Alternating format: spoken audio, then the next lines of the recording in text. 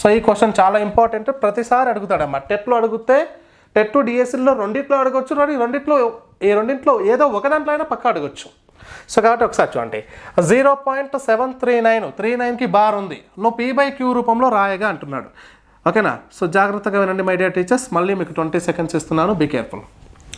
So option 1 61/55, option 2 68/111, option 3 122/165, option 4 135/9. So చేయండి, last 5 seconds. Okay my dear teacher, time's up ఉంది. ఒకసారి జాగ్రత్తగా గమనించండి సార్. ఇలాంటి ప్రశ్నను ఏం చేయాలి సార్ అంటే, మనకు అకాడమీ బుక్లో ఉన్నటువంటి ప్రొసీజర్ చేసుకుంటూ పోతే చాలా టైం తీసుకుంటుంది.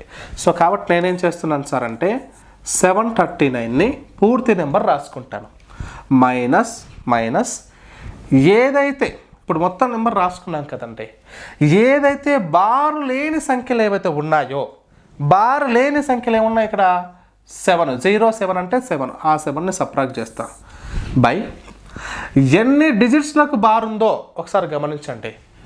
1, 2, 3, 9కి ఉన్నాయి కాబట్టి ఇక్కడ 2 9లు రాస్తాను సార్, 2 9లు రాస్తాను. ఆ తర్వాత బార్ తర్వాత డెసిమల్ పాయింట్కి బార్కి మధ్యలో ఏదైనా నెంబర్స్ ఉన్నాయా?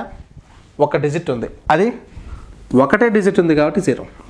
మళ్ళీ చెప్తున్నాను, మనకున్నటువంటిది 0.739. ఓకే, 39కి బార్ ఉంది, 39కి బార్ ఉంది. మొత్తం నెంబర్ రాసుకున్నా, హోల్ నెంబర్. తర్వాత నుంచి మైనస్ ఈ నెంబర్ని సబ్ట్రాక్షన్ చేయాలి, 7ని చేశాను. చేసిన తర్వాత ఏం జరిగింది, ఇక్కడ ఈ 2 డిజిట్లకు 9 బార్ ఉంది కాబట్టి 2 9లు రాసుకున్నా.